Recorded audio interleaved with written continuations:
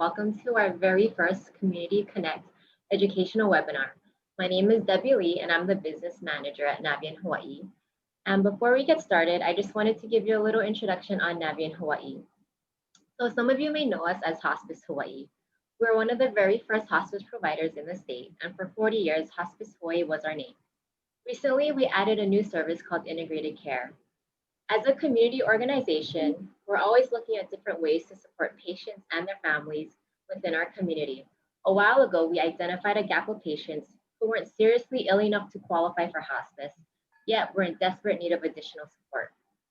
And that's how we developed Integrated Care. It's an extra layer of support to help seriously ill patients navigate through the difficult healthcare system, keeping them out of emergency rooms and hospitals while continuing to receive curative treatment. And because of that, we have changed our name to Navian Hawaii to reflect our broader range of care. So we're the same organization with the same mission, same values, and same people as Hospice Hawaii, just with the new name, Navian Hawaii. Today's webinar is the first of our monthly educational series. Our Navian Hawaii Community Connect educational series was designed to connect caregivers with community partners and resources to address a variety of topics ranging from care planning to self-care to specialized care. These webinars are open to everyone, whether you're a professional caregiver, seasoned caregiver, or someone who just wants to learn the basics of caregiving. We want to provide valuable guidance, strategies, and resources from experts within our community. So just a little housekeeping before we get started today. If you have any questions during the presentation, please type them into the Q&A box. We'll have time at the end to answer your questions. Today, we're presenting Caregiving during COVID-19. We have Dr. Lawren Love, a Navian Hawaii hospice physician who has been an integral part of our organizational COVID-19 response, and Daniel Heathcock, a Navian Hawaii bereavement counselor who has experience as a social worker, grief counselor, and mental health provider.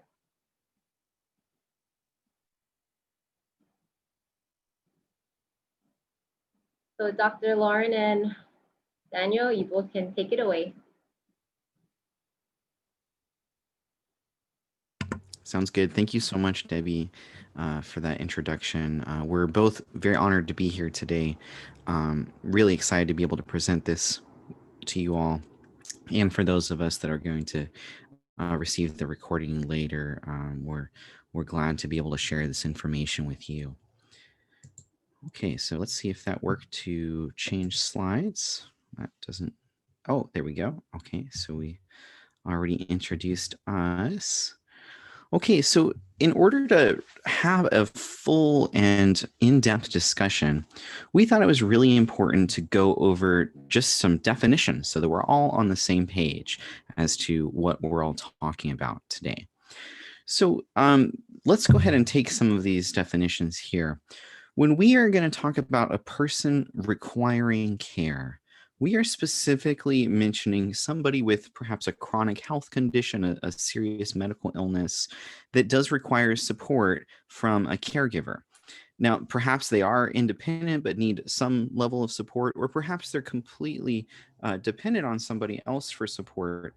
But whatever that range of spectrum, what we are thinking about is somebody requiring care. And that's going to be different from when we are going to mention a sick person.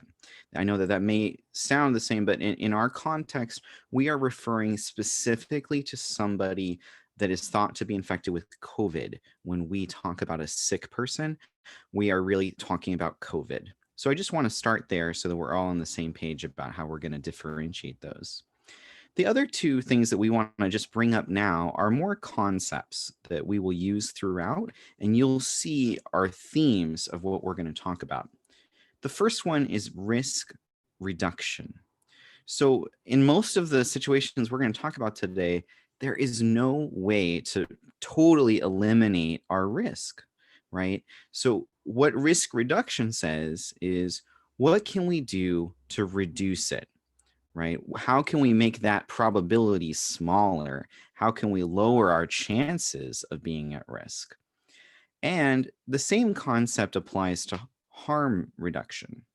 So in the event that some type of harm or danger might be an outcome, then harm reduction says let's always attempt to reduce the amount of harm it's going to cause. So these are real critical concepts for us to just have as we begin our conversation today. Okay. And there we go. Okay. All right. So, what are the challenges? I know that many of you here are in different scenarios and situations based on, your household, perhaps different medical conditions that you're facing. So, what exactly are the challenges we're talking about this morning? So, we're going to bring up right now an audience poll, and it's going to be based on 3 scenarios. You're going to have the chance to vote or to choose the scenario. But scenario 1 is, let's say somebody in your household finds out that they were exposed to the virus. Scenario 2 is somebody in the household does become sick or is thought to have or is indeed positive with COVID-19. Scenario 3 is that the person that becomes sick is the primary caregiver responsible in the household. So our audience poll is, which scenario are you most concerned about? If you were to pick one of these 3, what would you be most concerned about happening? We'll give you about 15, 20 seconds to select which you would be most concerned about.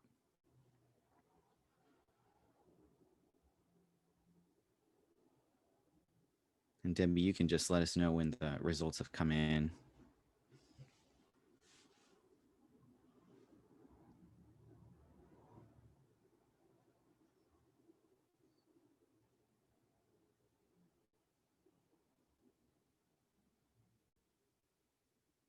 Okay, I think that's probably enough time. What kind of results do we have? Wow, an even split all the way around. I was not expecting that. Wow. Okay, that's very, very interesting. So pretty much, people are worried about all of the different scenarios that they could be a possibility for you given your situation. What an interesting result. I was not expecting that. Let's go ahead and move to the second poll.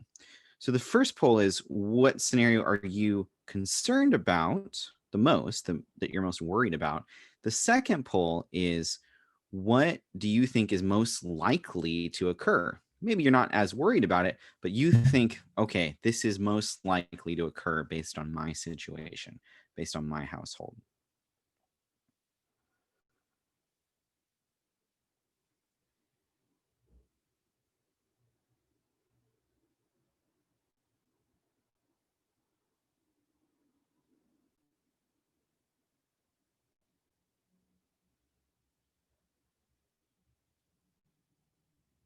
I'll give you about 5 more seconds.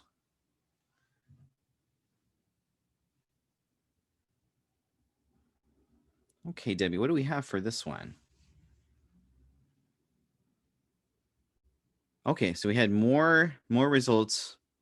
Yeah, and this would be probably what I would expect too if I were to just make some guesses out of nowhere. We are probably scenario 1 is the most common, perhaps, in scenario 2 and scenario 3, of course, being less likely. So that does seem to be an accurate reflection of I think what the community as a whole would see too. So of course, when we are talking about risk planning, which is going to be a major theme of ours today, when we talk about risk planning, we want to plan for both of these poles. We want to plan for what you're most worried about. What is the big fear that might happen? How can we plan for that? But we also want to think about, sort of statistically, what is most likely to occur based on what's happening in the community. How can I also plan for that, even if I'm not as worried about it?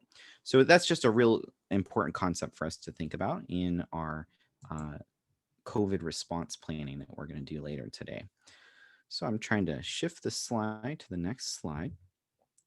And okay, so for this next section, Dr. Love is going to present some really helpful information just to get us all on the same page about what COVID-19 is. So take it away, Dr. Love. Thanks so much, Daniel. Good morning. Thank you so much for joining us. So if you could give me the next slide. you're going to notice that there's some information on these slides that is really meant for a reference for you later that I'm not going to specifically go over. I am going to give you some basic information, some of which you probably already know, just so we're kind of all on the same page about coronavirus. So COVID-19 is the disease caused by the virus, which is known as SARS-CoV-2. Overall, the rate of death for folks that are infected with this virus is about 0.5 to 1%, so 10 times more than your average seasonal flu. 15% of people who get infected require hospitalization. About 5% of people are critically ill, requiring ICU level care. Next slide, Daniel. So who is at risk? I mean, really everyone is at risk, but as probably most of you know, folks who are older, folks who have a comorbid illness such as diabetes, cancer, heart disease, are at higher risk of having severe disease or of, dying of coronavirus. Next slide.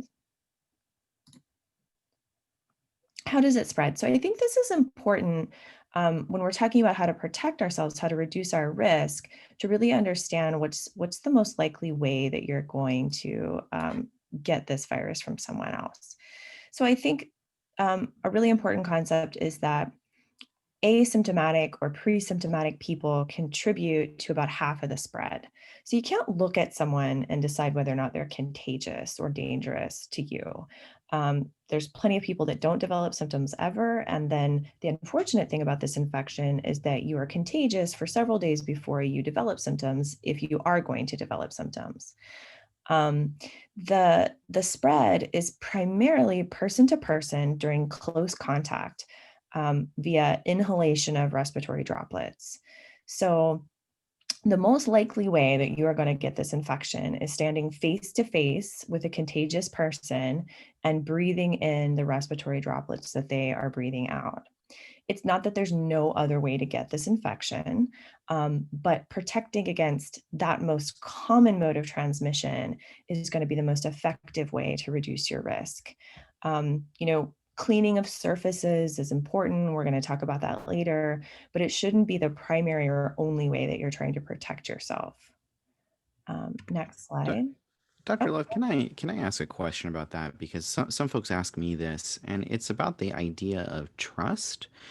Given that you don't necessarily have any symptoms and you can still transmit it, what does it mean when people want to connect with folks that they trust, they feel like they're doing the right things, they're doing the masking and the distancing?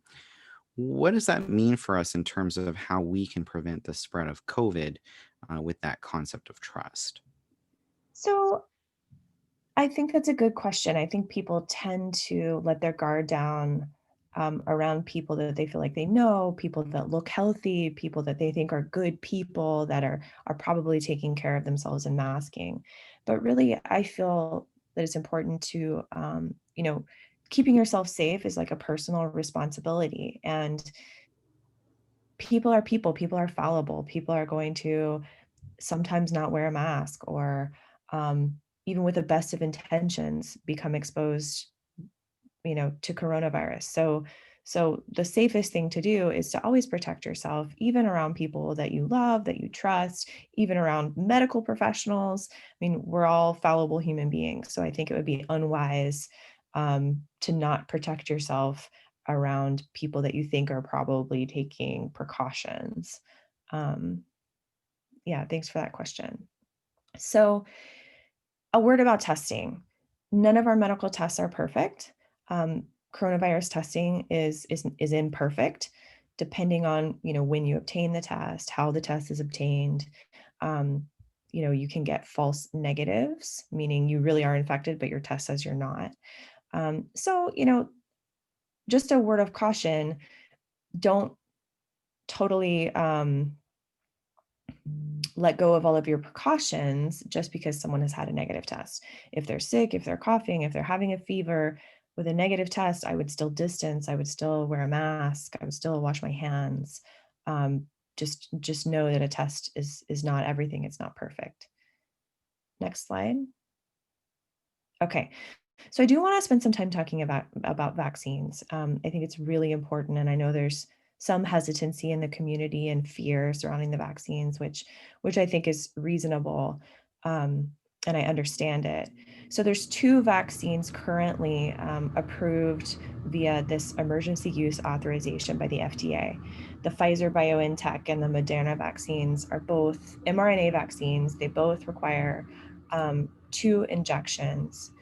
I think, I've put here that the emergency use criteria that the FDA required to approve these vaccines that you can review later. But I think the important part to me was that they required 2 months of post-vaccination safety data. 2 months might not sound like a very long time, but 95% historically of vaccine side effects happen within 6 weeks. So they felt that 2 months was adequate to determine whether or not these vaccines are safe. Next slide. So what is an mRNA vaccine? It's not important that you understand all of the details of how this works, but basically an mRNA vaccine gives your cells blueprints for manufacturing the spike protein of the SARS-CoV-2 virus, which is then presented to your immune system so it can learn how to recognize and fight the virus.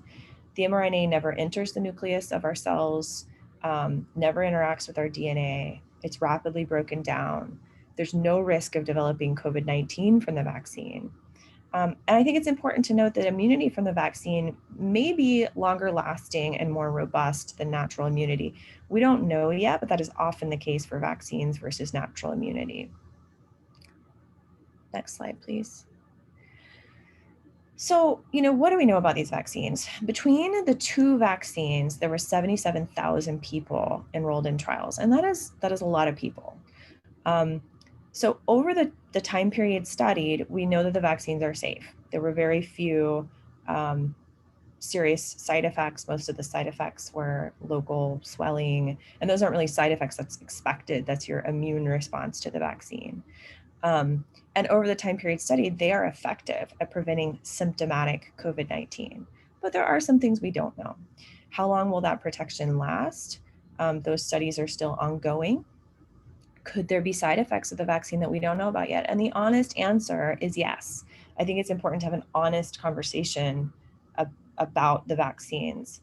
Either because the side effects are very rare, and so you don't start seeing them until you start vaccinating millions of people, or because they're delayed beyond that 2-month period. There's also not enough data yet because of the way that the trials were designed to determine whether the vaccine prevents transmission or asymptomatic infection. It probably does, but we just can't say that with confidence yet. There was also not enough information about certain groups of people in the trial to speak confidently about them. So that's pregnant patients, pediatric patients, immunocompromised patients.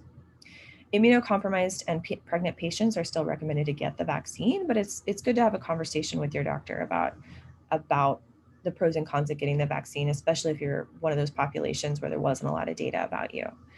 I will say that, I did my due diligence in learning about the vaccine and kind of voted with my own arm. I got fully vaccinated. I feel blessed to have been able to get fully vaccinated. I think that clearly the risk of the vaccine is less than the risk of getting the infection, even for me, and I'm a healthy 40-year-old woman. So please consider getting vaccinated when you're able. Right now, we are vaccinating people greater than age 75. And perhaps on the next slide, Daniel. Oh. At the end, there are some helpful links, and you will see. I think there's a link at the bottom of this slide where you can register for the vaccine. Okay, yeah, you can register for the vaccine. HawaiiCovid19.com. To get the vaccine, and over time we'll be vaccinating different groups of people, but right now it's healthcare workers, people in long-term care facilities, and now Kapuna age 75 or older. All right. Next slide, please. So I really appreciate all that information, Dr. Love, especially the kind of the background about COVID and some of the vaccines. I know that folks had questions coming into our presentation today about that. So I hope a lot of that was already answered. So now that we have that sort of baseline understanding of COVID, we're going to go into a section where we talk about how you can plan. What do you need to do to prevent the spread of COVID within your house, from coming into your house, and what could you do to plan for different scenarios that might be particularly challenging with COVID? So, Dr. Love? Thanks, Daniel. Okay, so I think the best way to protect yourself and your family is by trying to decrease the risk, reduce the risk of COVID-19 entering your household. So perhaps you are a person who takes care of an elderly or frail or immunocompromised person at home. Perhaps you are the person that goes out into the world to, do the grocery shopping, what have you. These are the ways that you can try to prevent bringing coronavirus back to your house. So avoiding crowds, taking advantage of curbside pickup for groceries. There's delivery options for medications, groceries. Many stores are posting Kapuna hours on their websites where if you are a person at high risk for severe coronavirus, they have specific hours where they only allow a certain number of people in the store so that it can reduce your risk. Stay at least 6 feet away from other people. Distancing is difficult, but it's really important. And you may even consider distancing at home around members of your household if they are particularly fragile. Limit visitors to your home. And if you do have visitors to your home, consider visiting outside. Wear a mask, perhaps even around members of your household if they are particularly fragile, and wash your hands. Next slide, please. Okay, so I love this graphic. You can see in the top, there's an asymptomatic infected person, and all of these respiratory droplets are coming out of her mouth as she's talking or coughing or singing or yelling. And the farther you are away from that person, the more of these respiratory droplets would have dropped to the ground because of gravity rather than you being able to inhale them. If you're wearing a mask, you're going to inhale fewer of these respiratory droplets. And importantly, if she's also wearing a mask, she's going to expel fewer of these respiratory droplets. And this really matters because you want to reduce the number of respiratory droplets you're inhaling.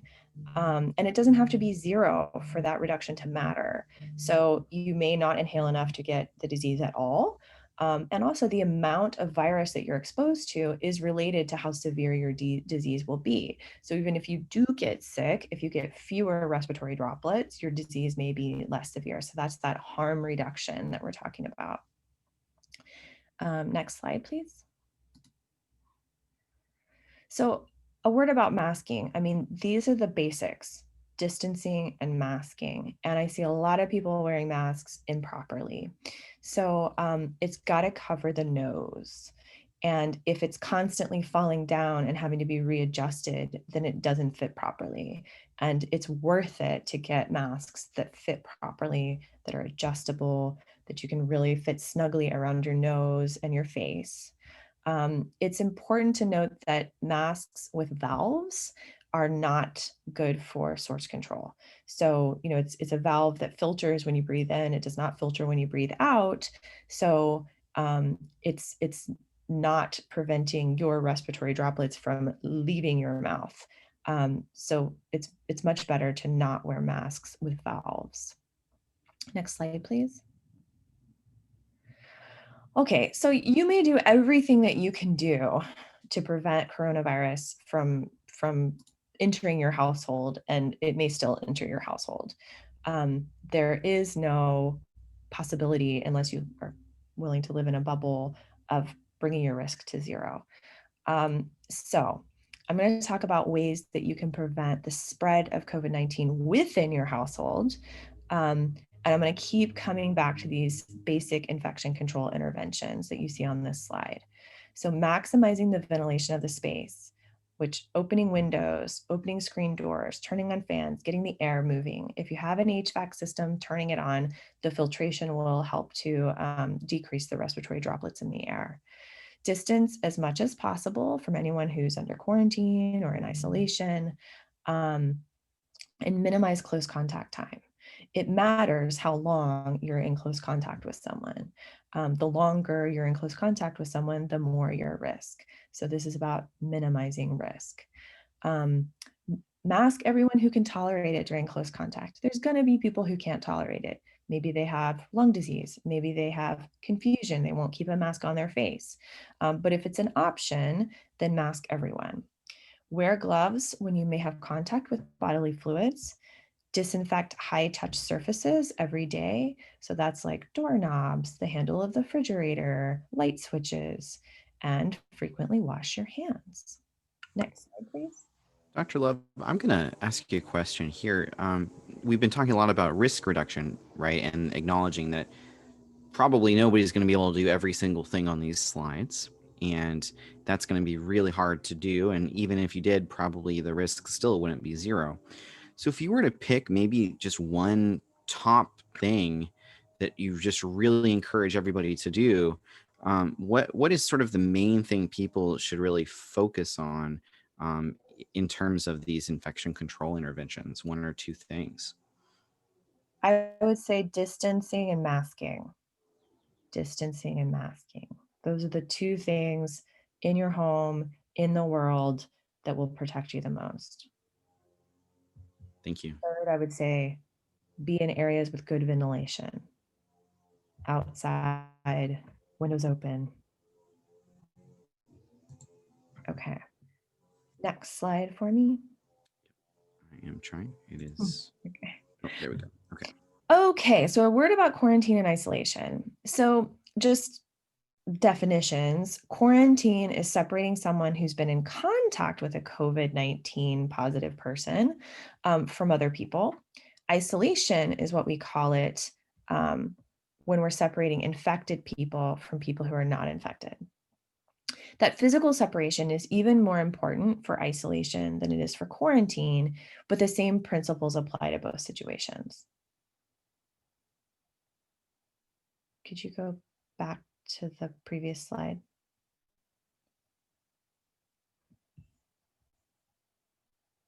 Sorry, it's got a mind of its own. It's got a mind of its own. Okay. There we go. Okay. So a person who's in quarantine or isolation should not leave the home except for a medical emergency. That means like not going to the grocery store, can't leave the home to go pick up medications. Should ideally occupy a separate bedroom and bathroom. Uh-oh, it's doing it again. And if there isn't a separate bathroom, that bathroom should be cleaned after use by a quarantined or isolated person. Avoid common spaces. So shouldn't be going into the kitchen to get a glass of water or going into the living room to watch television. That person should be eating in a separate space. Avoid sharing towels, linens, utensils, cell phones without washing or disinfecting them first. There may be situations where a bedroom has to be shared. We don't all have, a bedroom in our homes that we can designate as sort of a sick room. If that has to happen, then to reduce harm and reduce risk, maximizing airflow in that space, maximizing the space between beds or sleeping areas, and even placing a physical divider around the potentially contagious person's bed, whether it be a curtain, like a soji screen, anything that you have to kind of create a physical barrier. Next slide. Okay, so what happens if someone is in direct contact with a COVID positive person? So any direct contact should be quarantined for at least 10 days, monitored for development of symptoms, and tested after day 5 post-exposure to maximize the accuracy of that test, even if no symptoms have developed. So if it's the primary caregiver who has been exposed to COVID-19, then ideally the person requiring care would have an alternate caregiver during that quarantine period. And ideally during the emergency planning, that other person would have been identified. However, sometimes, we're living in a world where things are not ideal. The exposed caregiver may need to continue providing care, especially if that person that's requiring care is living in the same household. In that case, utilize those infection control interventions that I talked about, maximizing the ventilation of the space, minimizing close contact time, maximizing distancing, using masks on everyone that can tolerate it, washing the hands. If it's the person requiring care that's been exposed, all of the same things remain true.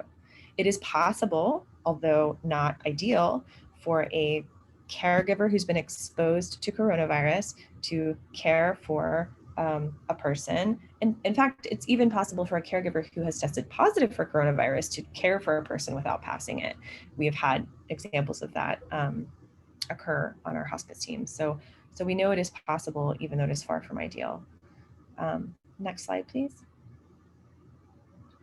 Okay, so what if someone is sick or test positive? So I think the first thing is to contact your physician for recommendations. And probably at this point, the Department of Health is going to be involved in the discussions as well. Isolate the person who is sick or has tested positive as much as possible. Use all of those infection control interventions that I've already gone over.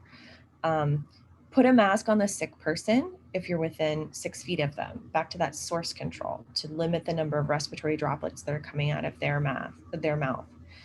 Wear a mask, preferably an N95 and a face shield if you are providing care to a person who is sick or has tested positive for coronavirus. The CDC is still, recommending that medical masks be only for medical professionals. It is not ideal to be wearing an N95 that you haven't been fit tested for. However, if I were a person in the community taking care of a coronavirus patient, I would prefer to wear an N95. That being said, a surgical mask is a legitimate alternative. The WHO is still recommending surgical masks even for medical personnel taking care of coronavirus patients, as long as they're not doing any high-risk medical procedures. So if that's all you have access to, that is okay. A face shield or some sort of eye protection will also help protect you from getting those respiratory droplets in any of your mucous membranes.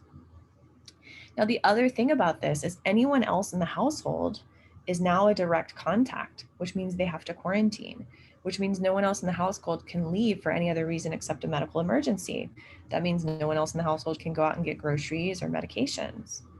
And if you're caring for a person who is sick with coronavirus, you can watch for these warning signs: trouble breathing, pain, pressure in the chest, new onset confusion, inability to stay awake, bluish lips or face. These are all indications that the disease is perhaps severe and that the person is requiring medical attention.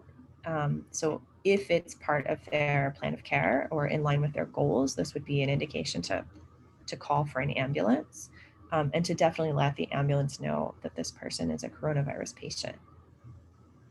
Next slide, please.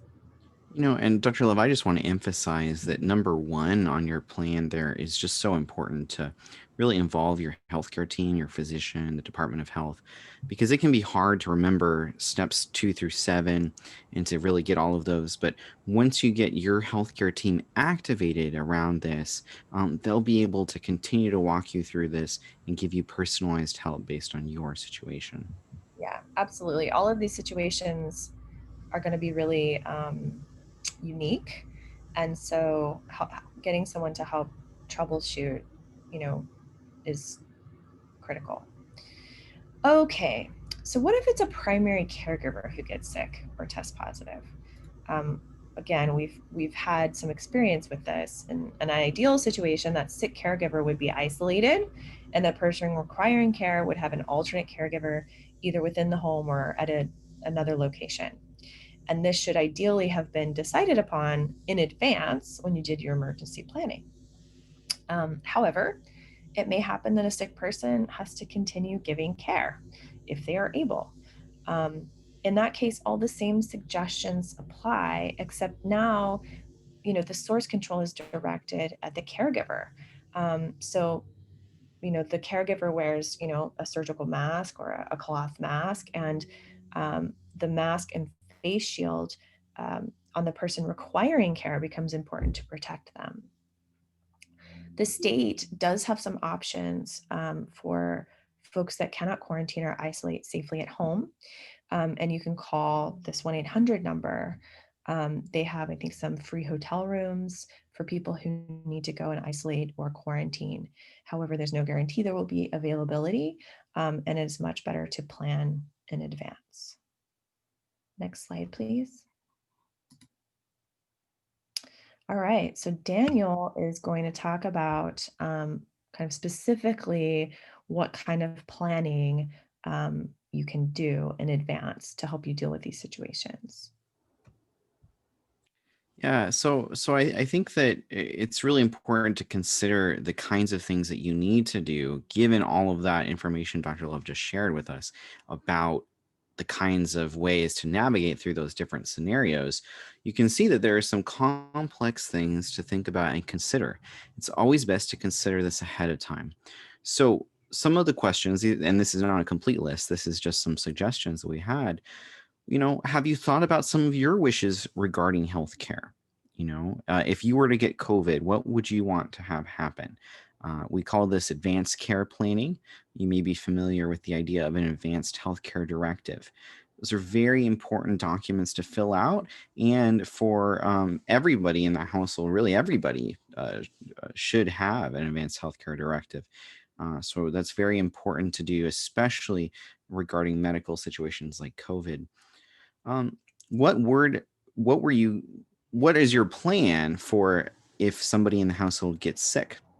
Can you quarantine? Can you isolate at home? Is that a realistic option? What other things might you need to set up to be successful in that? And ultimately, what happens if you are too sick? Even if it's not just a good idea that you're near somebody else, but what if you physically cannot provide the care that you need to do? What kinds of plans do you have in place for that? Um, and part of those questions may kind of be what plan B, plan C, plan D do you have in mind? So, for example, have you thought about hiring support, hiring paid caregiver support? Is that an option? Maybe that wasn't before, but now that's something that you might think about as a plan C, plan D.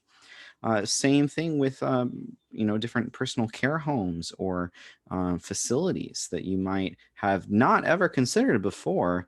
But given these different scenarios, maybe that's important to have as a plan C, plan D, plan E, as a backup idea in the event that one of these situations occurs for you. And of course, the most basic way to think of this is, who are the people in your life already? What are the members of your support network locally, friends, family, maybe a church group or a hiking group or whatever community you have access to? Who could you help arrange to get some support in the event that you need it? Okay. And then to define what that help looks like. Would that mean that they could sub in for you if you were too sick and they could provide all of the care? Or maybe could they deliver groceries? Could they go pick up the medicine at the pharmacy? Could they help in other ways?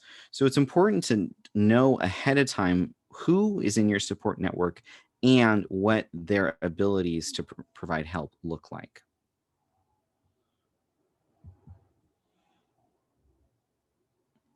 And we are going to switch slides here.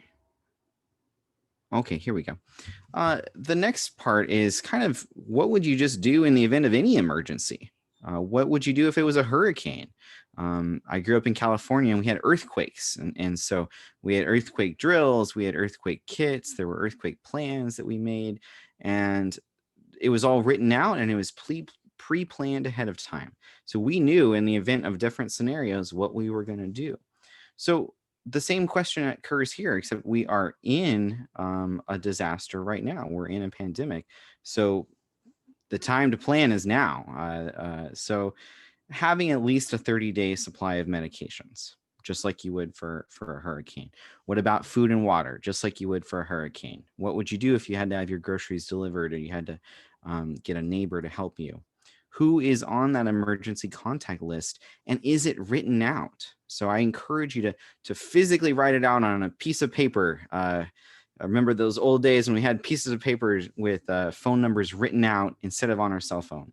The important thing is you may not be able to access the cell phone for different reasons. So definitely write out your names and numbers of those that are emergency contacts ahead of time. We've already talked about identifying that support system. And just like in a hurricane, where are your important documents? In this disaster, one of the more important ones might be things like your advanced healthcare directive. Do you know where it is? Do you have one? How would you go about accessing it? The whole point of all of our discussions today, the most important thing that I want to leave you with is that in a crisis, it is hard to get even the basics right. Things that you think you could do with your eyes closed and your hand behind your back are going to be really hard in a crisis. And we're in a crisis already. So now is the time to think about planning so that you can save up your energy for when you might need it later.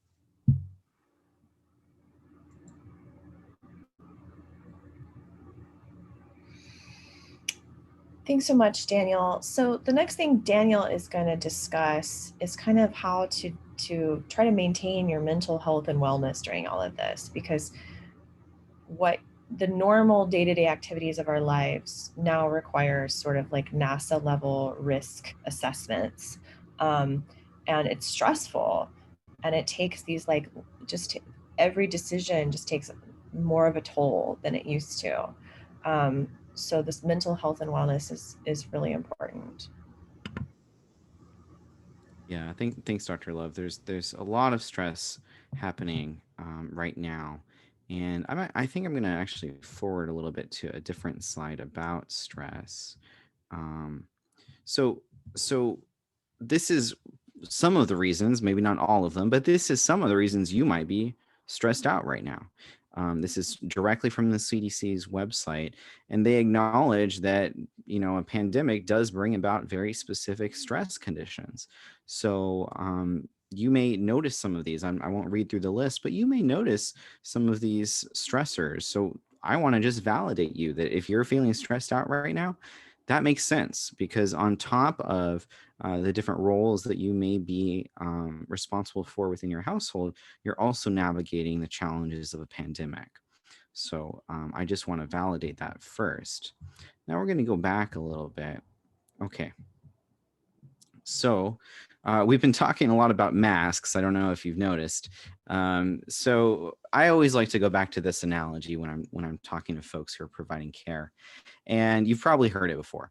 The idea that the flight attendant, back when we used to go on airplanes, if you remember that time, the flight attendant always reminds us to put your mask on first if you're helping anyone else in an emergency. So if there's a child next to you or somebody that you are taking care of and you're supporting, you want to put your mask on first and then you put theirs on. And this is the most critical idea for all of these stress relief tips we're going to go forward with. You will not be able to access these stress relief ideas until you internalize for yourself that it is okay to put your mask on first. So that's the very, very most basic thing that we want to share, is that you need to know it's okay for you to put your mask on first, for you to support yourself so that you can then support others. So the way we think about avoiding burnout is we use the word self-care. That's a popular word these days, and it just means exactly what it sounds. How do you take care of yourself? And it's not just about getting massages, although I love massages, and I would say that's one element of it. But it is, what do you need to be supported in many areas of your life? Physically, what do you need? Emotionally, what do you need? Spiritually, right? I know that for many folks, the pandemic has disrupted different spiritual practices or spiritual gatherings. So what do you need to fill yourself spiritually? Personally, what do you need to be able to treat yourself to different things? And of course, socially, the pandemic has had a very, very serious effect. So think about ways you can support yourself in those areas.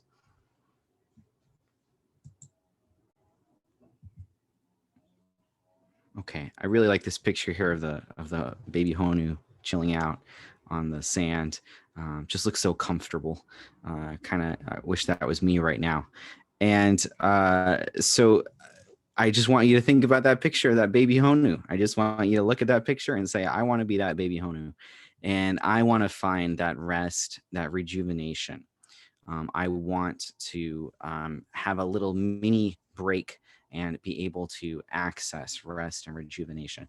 So here's a list of different things you can do. It's not a complete list. Again, you can search for many of these things on the internet by just typing in self-care activities. But these are things that have evidence behind them that does support the idea of stress relief. Some of these you may not be as familiar with, and if you're not, I encourage you to look them up. For example, for me, things that I have learned about in the last couple of years were mindfulness or progressive muscle relaxation. They sounded kind of odd to me at first. I was like, well, what does that mean? And does that really work? And that seems a little bit odd. But turns out it really does work. And you may find yourself really finding that rejuvenation that maybe was hard to find before by doing some of these things. And of course, basic things like getting sleep. You can try simple breathing exercises. Again, you can research this on your own. And of course, there's physical activity. We know how important it is to stay active despite the pandemic, finding ways even within your home to stay physically active, because that does all tie in, of course, with our mental health and wellness. I'm going to give you just one way to maybe become a baby Honu chilling on the sand for a little bit, and that is through that first item, which is progressive muscle relaxation. So we're gonna do that right now. I'm going to lead you in a short exercise, about 2 minutes. So go ahead and with your body, find a comfortable position for your body. And we're just going to do it in our hands and arms and shoulders. Okay. So the idea here is that you're going to go through a series of tensing up the muscles and then relaxing them. Okay. Before we do it, I want you to get a sense of sort of what is the stress level in your body right now. Are you uncomfortable? What are sort of the feelings that you have? So kind of scan yourself for what's going on. And let's just go ahead and do this in our just in our arms really today. So go ahead and take your fingertips and squeeze your fingertips really, really tightly. Just the fingers. You're not going to make a fist just quite yet. And squeeze tightly and relax. Okay, and then squeeze tightly again. We're going to do each of these 2 times and then relax. Okay. Now, take your hand and ball it up. Make a fist. Squeeze really, really hard with a fist and relax. Notice the feelings that you have in your hand as those muscles that were so tight are now just stress-free. They're floating in water almost.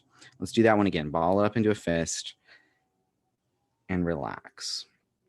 And now let's go all the way up to our whole arm, even our shoulder. So tighten up your shoulder, ball up your fist, make yourself really uncomfortable.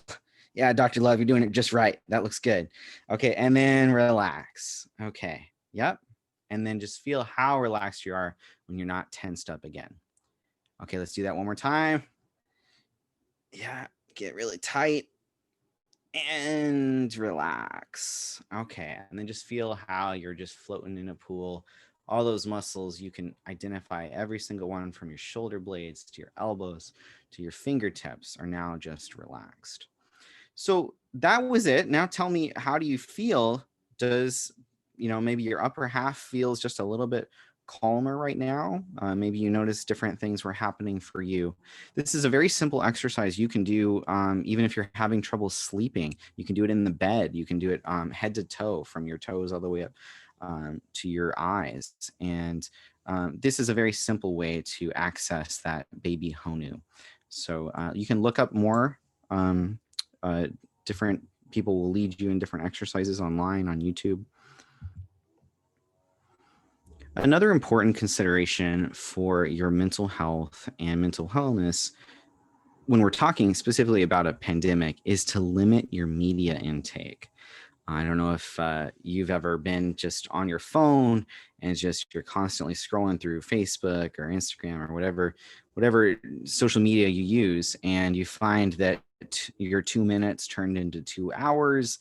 You're definitely not any happier than you were when you started. Maybe you're actually a little worse off because you see all these cool things that your friends are doing and you're not doing them, and these great family pictures and these different things, and that's not you. And we actually call that doom scrolling. So the feelings that are produced by just constantly being on social media, the stress it takes on you. So definitely limiting your media intake is an important step. And then also your COVID news. So I want to acknowledge that it is good to arm yourself with good and accurate information, but do so in small amounts and from reliable sources. So the pandemic, obviously there's many stressful and challenging things with it. So to constantly expose yourself to the horrors and the harm that has been caused by this pandemic would be emotionally damaging and challenging. So I encourage you to get the information you need, but to really be strategic in how you get it. And then the last simple tip would be to find ways to socialize. And maybe instead of making that a task for yourself to do, maybe ask somebody else to help. Ask a friend to check in on you once a week.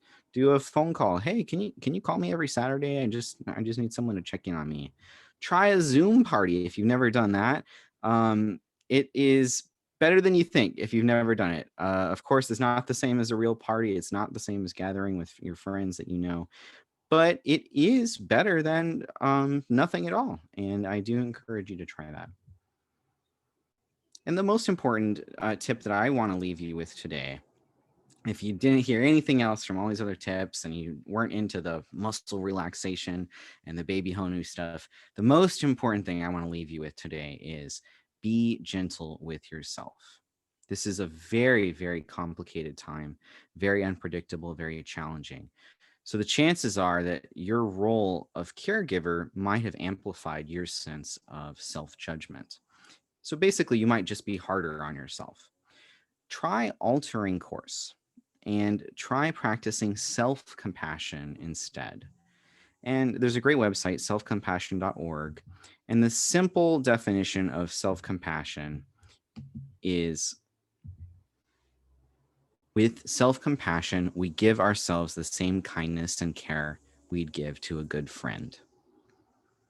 The way that you are caring for other people in your life, the way that your household is coming together to support each other, self-compassion just says, would you treat yourself with that same kind of love and respect and care? And that's one of the most important things you can do for yourself during this time. So Dr. Love is going to share some real practical things, some different resources that she has.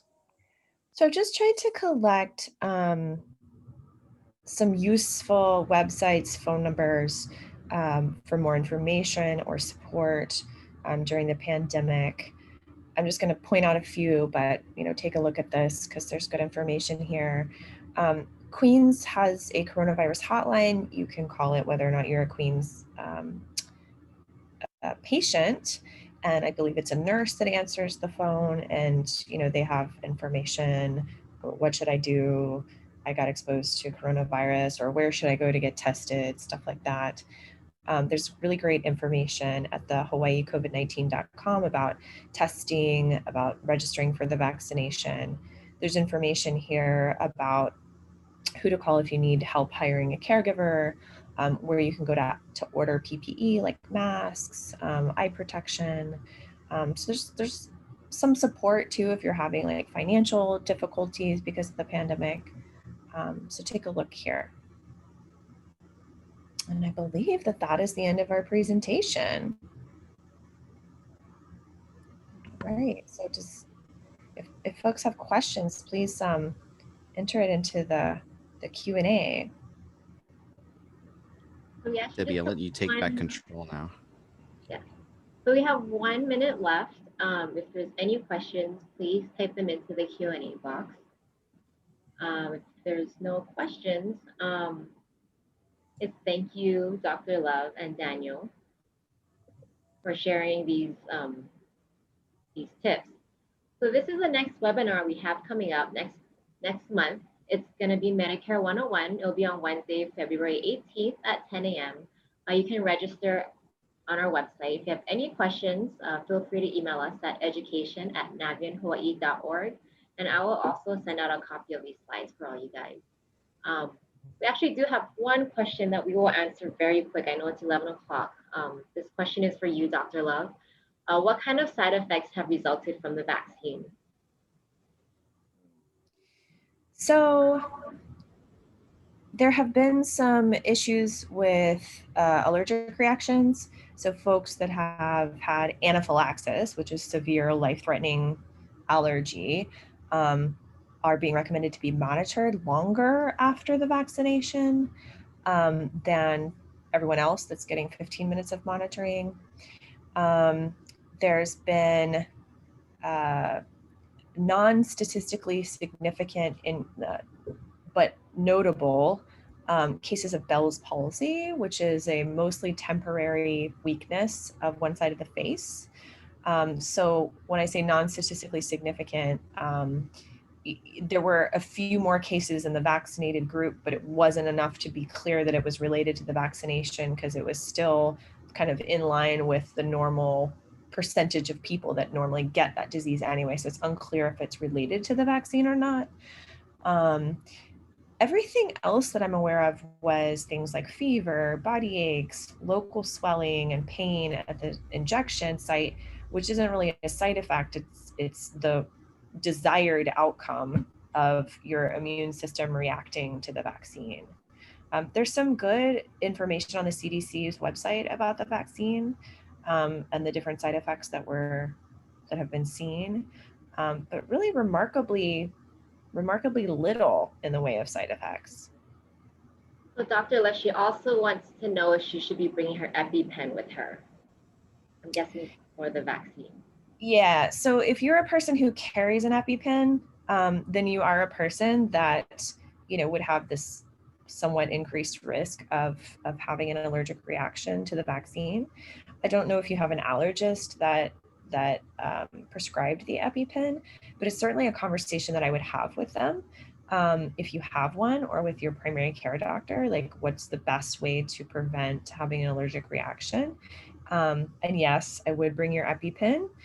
If you have one, you're probably supposed to bring it with you wherever you go, just in case that you have an allergic reaction. So yeah, if I were a person that had an EpiPen, needed to carry it around with me, I'd probably discuss it with an allergist to decide, what's the best way to go about getting this injection. I would still get it.